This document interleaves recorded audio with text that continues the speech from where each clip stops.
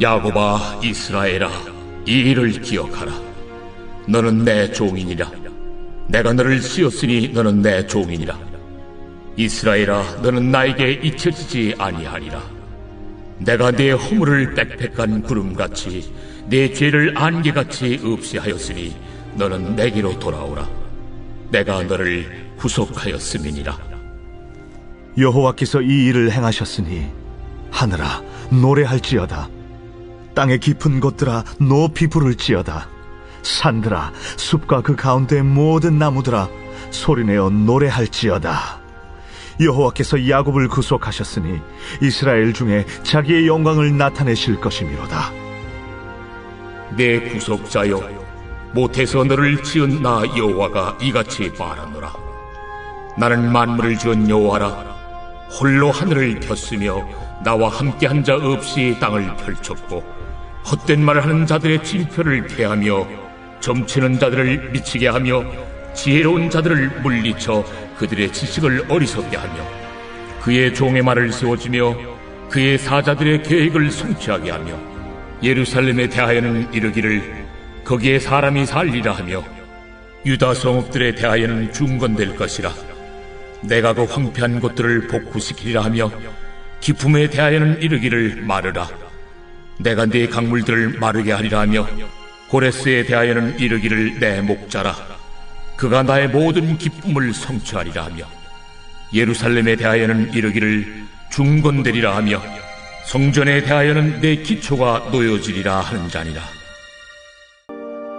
여호와께서 그의 기름 부음을 받은 고레스에게 이같이 말씀하시되 내가 그의 오른손을 붙들고 그 앞에 열국을 항복하게 하며 내가 왕들의 허리를 풀어 그 앞에 문들을 열고 성문들이 닫히지 못하게 하리라.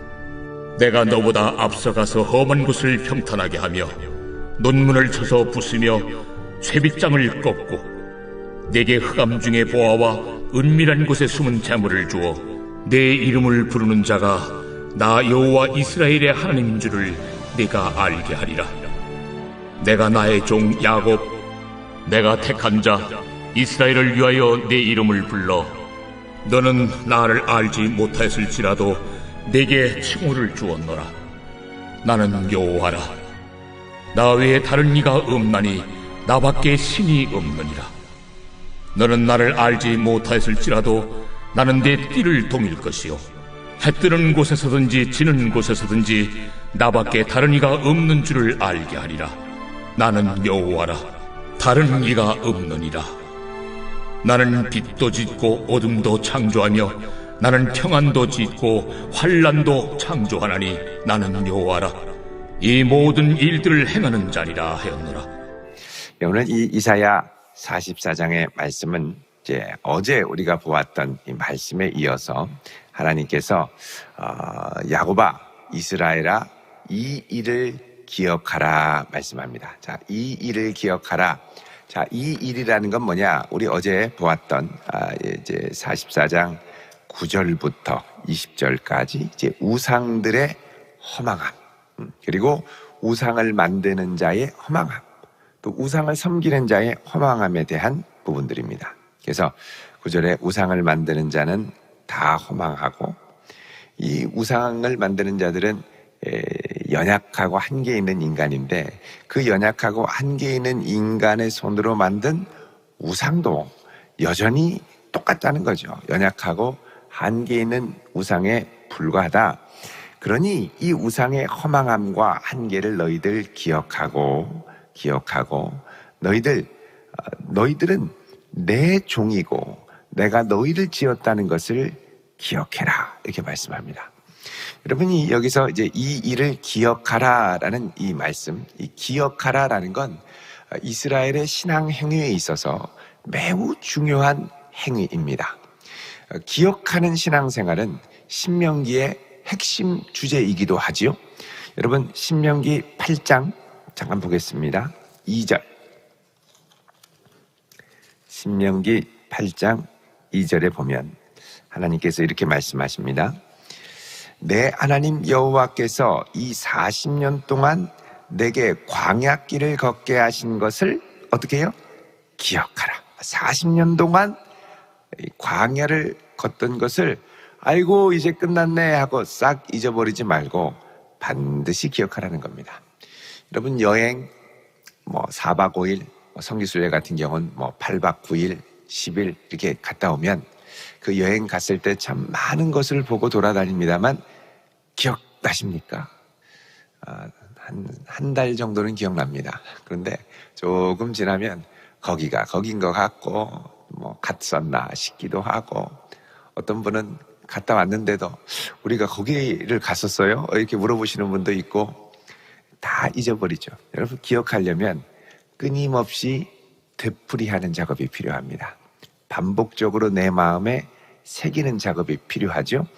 바쁘면 잊어버리기 쉽지만 바쁘더라도 우선순위를 두고 끊임없이 기억하도록 나를 이렇게 기억하는 쪽으로 반복할 수 있는 행위로 이제 몰고 가야죠. 여러분 8장 11절에도 보시면요, 내가 오늘 내게 명하는 여호와의 명령과 법도와 규례를 지키지 아니하고 내 하나님 여호와를 잊어버리지 않도록 삼가해라. 자, 여기도 잊어버리면 안 된다라고 얘기합니다. 자, 이스라엘이 기억해야 될 건 뭐냐? 광야 40년 생활 동안 있었던 것들을 기억하고, 그 다음에 법도와 규례, 그리고 이것을 주신 하나님을 기억하고, 또 18절에 또 있습니다. 내 하나님 여호와를 기억하라. 그가 내게 재물 얻을 능력을 주셨습니다. 야, 내가 이렇게 해서 능력이 있어서 돈을 벌었지. 그리고서는 하나님 잊어버리면 큰일 난다는 겁니다.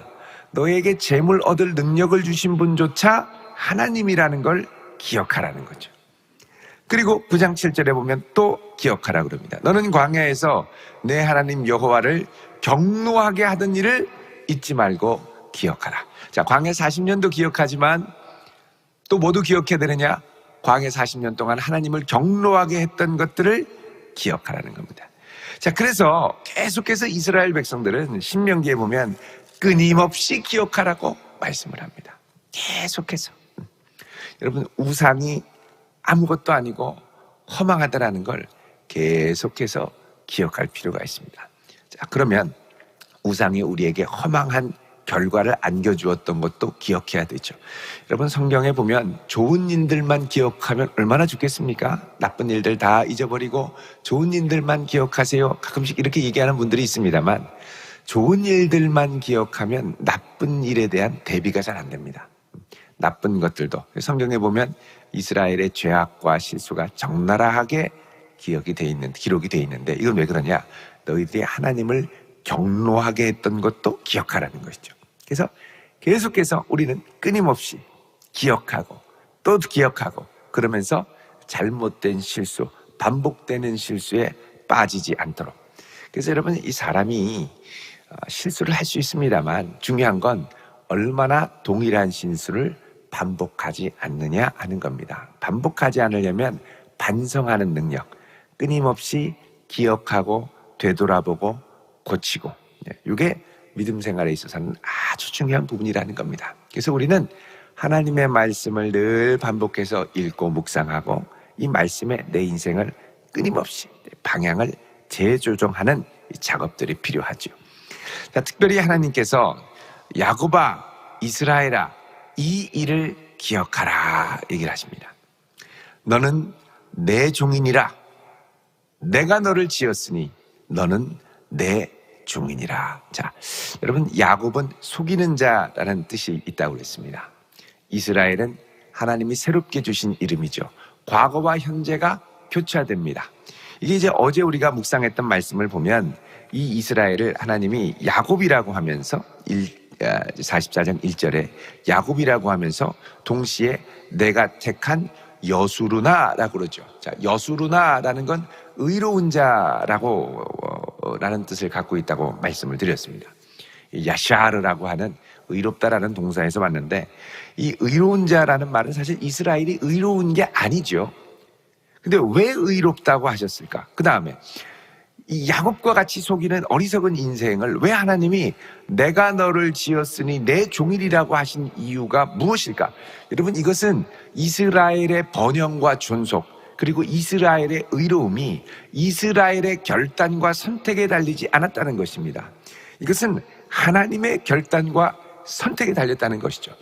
그래서 이스라엘은 이스라엘의 의로 말미암아 사는 게 아니라 하나님의 신실하심으로 말미암아 사는 겁니다.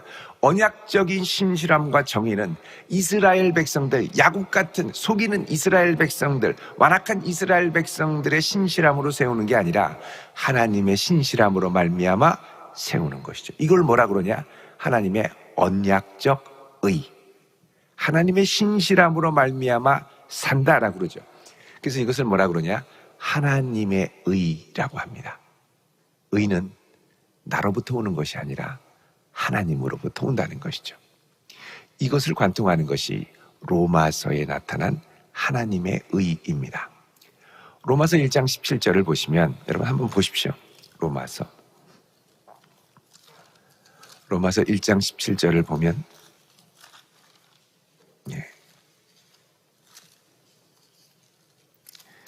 복음에 대해서 이야기를 하죠. 복음에는 무엇이 나타났다고요? 하나님의 의가 나타나서 믿음으로 믿음에 이르게 하나니 기록된 바 오직 의는 무엇으로 말미암아? 믿음으로 말미암아 살리라. 근데 여기 믿음으로 말미암아 살리라가 기억해 보면 나나주에 하박국 2장 4절이 되어 있습니다. 여러분 하박국 2장 4절을 잠깐 가보시면요,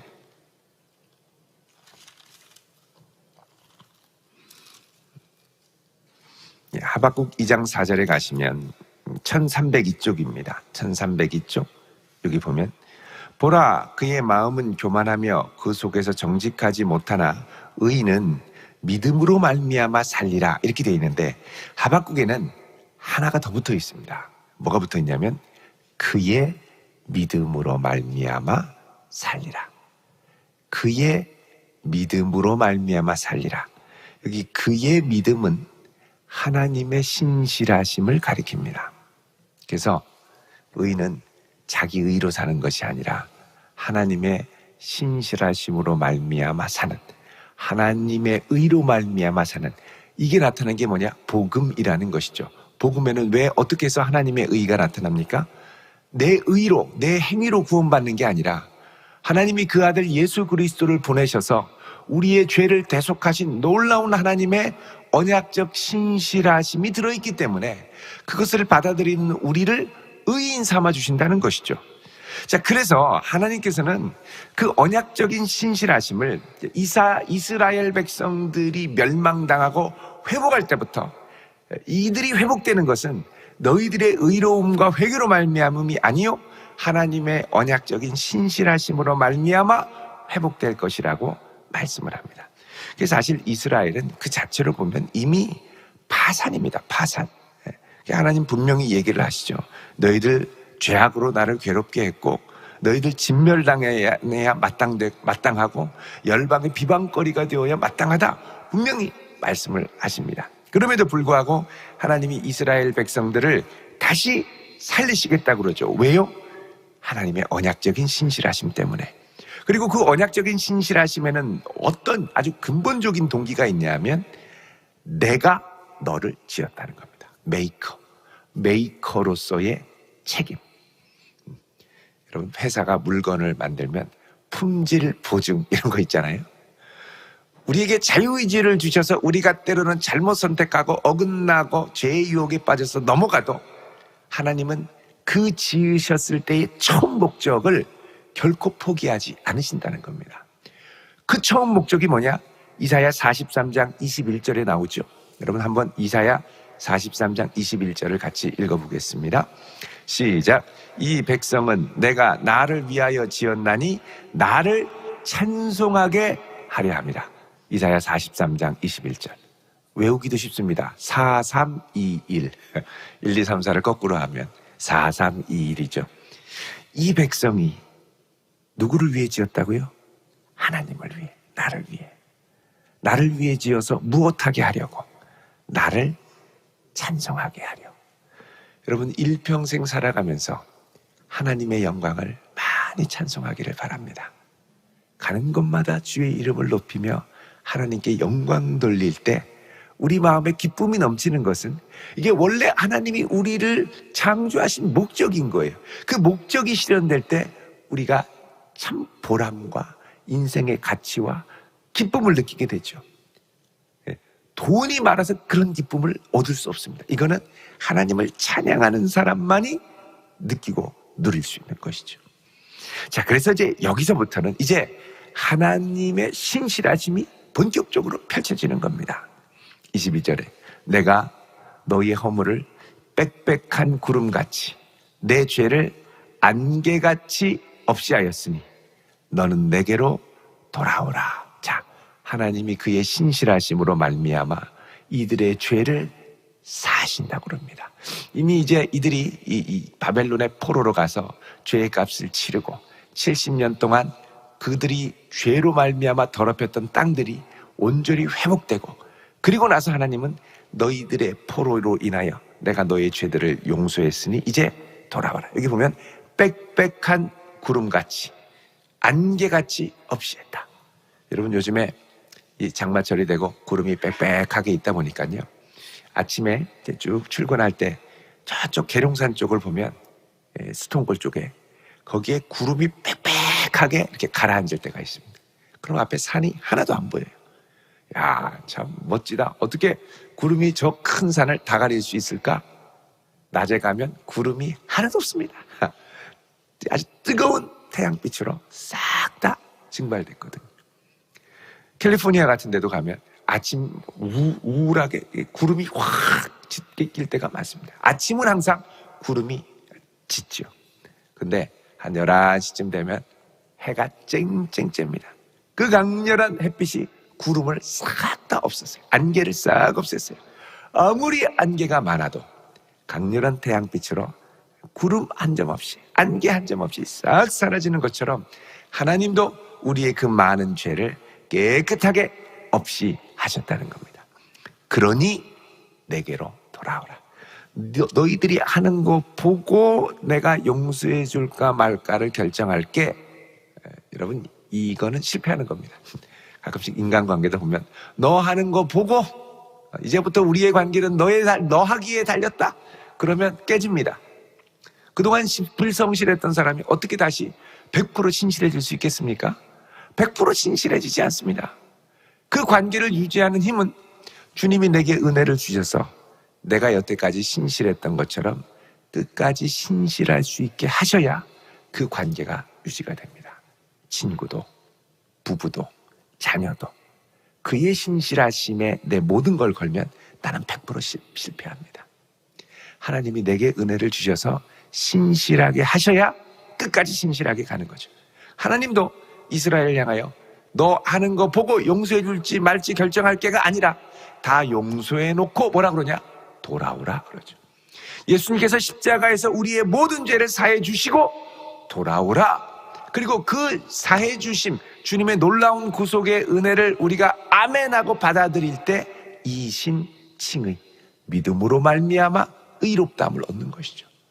하나님께서 우리를 다 용서해 주고 돌아오라 그러는 겁니다. 그러니까 여러분, 믿느냐 믿지 않느냐가 어마어마한 차이입니다. 그 하나님의 구속의 은혜를 내가 100% 의지하고 신뢰하고 받아들이느냐, 아니면 아이 그럴 리가 없어 하고 거부하느냐. 거부하는 자에게는 이 어마어마한 은혜가 갈 수가 없는 거죠. 그래서 하나님께서 내가 다 용서했으니까 돌아와라 그러면서 22절 끝에 내가 너를 구속하였습니다. 구속했다는 건 그 죄에 대한 대가를 다 치렀다라는 겁니다. 23절에 여호와께서 이 일을 행하셨으니 하늘아 노래해라, 땅의 깊은 곳들아 높이 불러라, 산들아 숲과 그 가운데 모든 나무들아 소리내어 노래할지어라. 자, 이스라엘의 구속을 놓고 모든 하늘과 땅의 증인들, 피조세계를 증인으로 삼아서 하나님이 노래하고 찬양하라고 합니다. 여태까지 이 하늘과 땅들은 이스라엘의 죄를, 이스라엘이 쏟은 불의한 피를 받느라고 여태까지 뭐 했느냐? 이스라엘에게 이스라엘이 죄인이라고 불리한 증언을 했던 존재들입니다. 근데 이제 하나님께서는 뭐라 그러냐? 이제 이들이 찬양하라는 거예요. 여태까지 불리했던 증언을 했던 자른 피조 세계들이 이제 다시 하나님의 구속을 노래하는 새로운 증인들로 바뀌어서 부름을 받는 것입니다.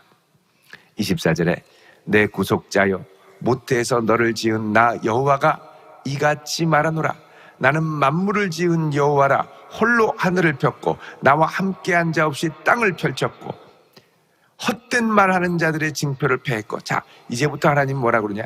내가 이 너희에게 베푸신 이 구속은 그 누구도 따라할 수 있는 구속이 아니라는 겁니다. 이 구원은 오직 여호와 하나님, 천상천하의 여호와 하나님만이 베푸실 수 있는 구원이라는 거죠. 이걸 절대 다른 것에 견주거나 다른 것에 비교할 게 아니라는 것이죠. 특별히 그 당시 바벨론의 포로로 끌려갔던 이 이스라엘 백성들에게는 홀깃하게 만드는 게 뭐냐? 바벨론의 점성술이었습니다. 워낙 발달해가지고 하늘을 보고 별을 보니 야, 이제 운명이 이렇게 되겠다 저렇게 되겠다, 그러니까 혹해지는 거예요. 이 포로들의 운명이 이렇게 되겠다 저렇게 되겠다, 그러니까 혹해지는 거죠. 하나님 뭐라 그러냐? 25절에 이거 헛된 말이라는 거예요. 헛된 말. 헛된 말을 하는 자들의 징표를 패하고, 그 다음에 점치는 자들을 미치게 하며, 안 맞으니까 미치겠죠. 지혜로운 자들을 물리쳐 그들의 지식을 어리석게 해라. 자, 하나님이 바벨론의 점성술을 패하게 만든다는 겁니다. 여러분, 이 바벨론이 점을 치면 바벨론이 멸망할 것도 알아야 되고, 또 새롭게 바벨론을 멸망시키고 페르시아가 일어날 것도 예견해야 되는데, 바벨론의 점성술은 누구도 그 얘기를 하지 않더라는 거죠. 이 마치 저쪽에 그 한옥마을에 이 코로나 시대 너무 어려운데, 여러분 한옥마을에 진짜 많은 게 점집인데 이 코로나로 다 문을 닫았습니다. 가게 내놓고, 아니 점을 치면 아니 이 코로나로 곧 이제 망할 걸 알아야 되잖아요. 근데 점을 쳐도 버텨야 된다고 이게 나오면 이렇게 버티다가 망하는 거죠. 똑같은 겁니다. 바벨론도 자기 제국이 망할 것도 모르고 앉는 척하고 자꾸 이제 얘기를 하니까 결국은 그러다가 바벨론 쫄딱 망한 거죠. 그거 의지했다가는 너희를 큰일 난다는 겁니다. 그래서 절대 의지하지 말고, 하나님께서는 뭐라 그러냐? 26절에 예루살렘에 대해서는 거기 사람이 살 것이고 유다 성읍들은 중건될 것이고 황폐한 곳들이 복구될 것이고, 그리고 27절에 기품에 대해서는 강물들이죠. 유프라테스 강물들. 마르라. 내가 너의 강물들을 마르게 하리라 하면서 고레스가 다시 내 목자가 되어서 기쁨을 성취한다. 여러분, 고레스가 나중에 바벨론을 침공할 때는 유프라테스 강물의 물줄기를 뚝을 세워서 막아가지고 그 물줄기를 돌리고 그 밑으로 마른 강물이, 강줄기가 마르게 해서 그 강줄기를 따라서 바벨론을 함락시킵니다. 자, 이런 하나님의 역사에 대해서 예고를 하며 이 고레스는 내가 택한 종이고 이 고레스를 통하여 놀라운 일들을 이룰 것이다 라는 겁니다. 그래서 누구도 예상하지 못했던 고레스를 통하여 역사하면서 하나님께서 6절에 45장 6절에 해 뜨는 곳에서든지 지는 곳에서든지 나밖에 다른 이가 없는 줄을 이 모든 역사를 통해 알게 할 것이다. 나는 여호와라. 다른 이가 없느니라. 나는 빛도 짓고 어둠도 창조하고 평안도 짓고 환난도 창조하나니 나는 여호와라. 이 모든 일들을 행하는 자니라 라고 말씀합니다. 결국 하나님이 행하신다는 거죠. 하나님의 신실하심으로 회복시키고 그 영광을 회복시킨다는 것이죠. 여러분, 그래서 우리는 이 하나님을 의지하며 나가야 됩니다. 그리고 그 하나님을 의지하며 우리가 회복된 이후로 우리가 평생 힘써야 될 것이 뭐냐? 우리를 지으신 메이커의 원래 목적, 그분의 영광을 찬송하는 겁니다. 이 한날도 주의 영광을 위해 살아가는 복된 성도 되시기를 주의 이름으로 축원드립니다. 기도하겠습니다. 거룩하신 아버지 하나님, 이 한날이 주의 손에 있사오니 우리를 붙들어 주시고 주님의 신실하심을 의지하여 나아가는 백성들에게 새 힘을 더하여 주옵시며 하나님의 영광을 온종일 찬양하는 복된 한날이 되게 하옵소서. 예수님의 이름으로 기도하옵나이다. 아멘.